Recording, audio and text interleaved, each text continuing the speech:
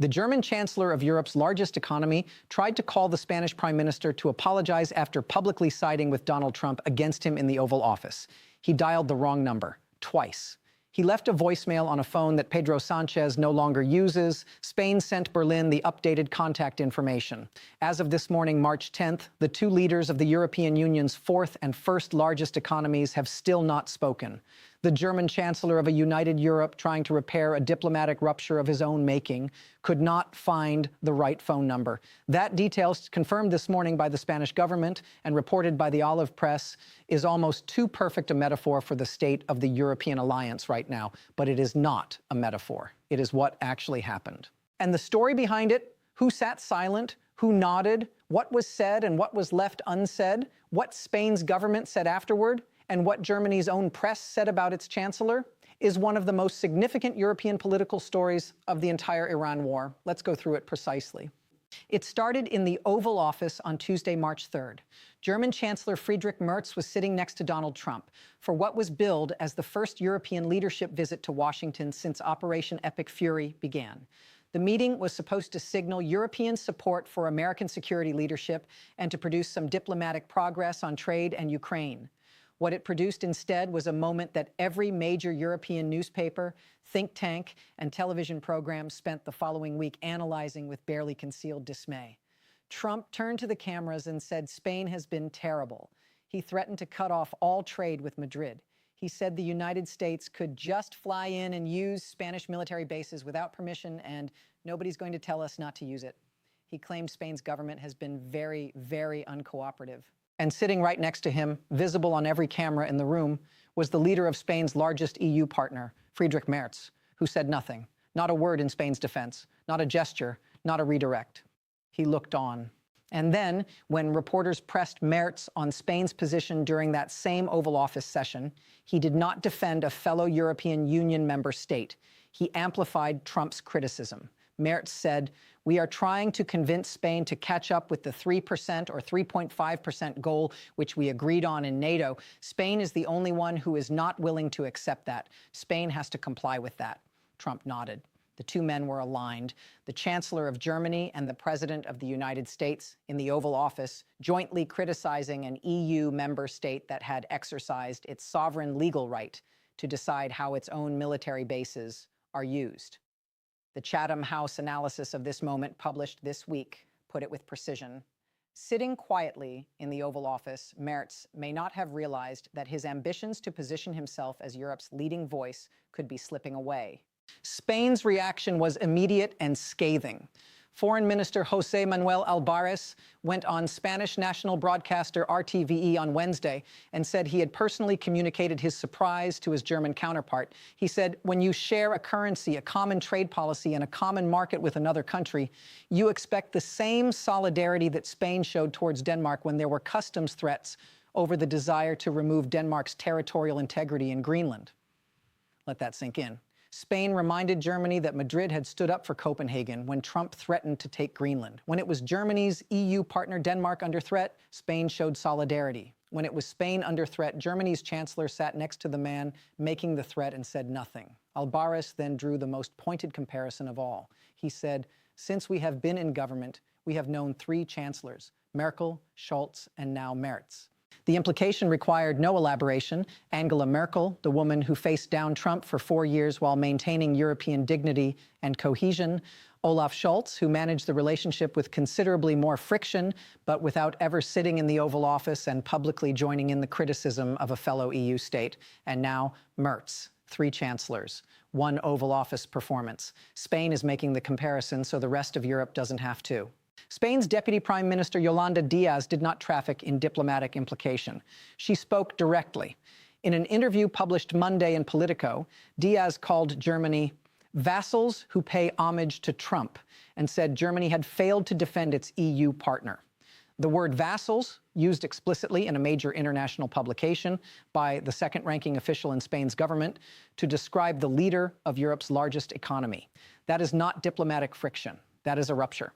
And it is confirmed, published this morning, from a primary source interview in one of Europe's leading political newspapers. Merz, for his part, offered a defense that has satisfied almost no one. He told German state television afterward, "I was not too solidaric with the U.S. in retrospect." He said he chose not to challenge Trump publicly because he did not want to aggravate the situation, and that he had instead told Trump privately at a subsequent lunch off camera that the U.S. cannot make an isolated trade deal with Germany while excluding Spain, because EU trade is a collective competence. He said he told Trump directly, "You cannot make an isolated deal with Germany or a deal with all of Europe except Spain." He also said he told Trump that Spain was a member of the European Union and that economic discrimination against it was legally impossible within the US-EU trade framework. These are, by any account, the correct arguments. The problem, as the European Council on Foreign Relations pointed out in its analysis published this week, is the sequence: the moment to challenge Trump and signal European unity had passed. Private persuasion, delivered after the cameras were off, does not erase the public image of a European leader sitting in silent assent while an American president threatens to embargo a European country and claims the right to use its military bases without permission. Germany's own media delivered one of the sharpest collective verdicts on a sitting chancellor in recent memory. Die Welt. Mistake with consequences. Merz's incomprehensible reaction to Trump's angry speech. Tagesspiegel. Merz has failed in Europe. Der Spiegel's journalist Stefan Ludke wrote, "He cannot lead Europe like this. First the United States, then the EU."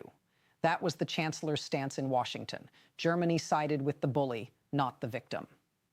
The left-wing opposition party Die Linke's foreign policy spokesperson, MP Leah Reisner, was most direct of all.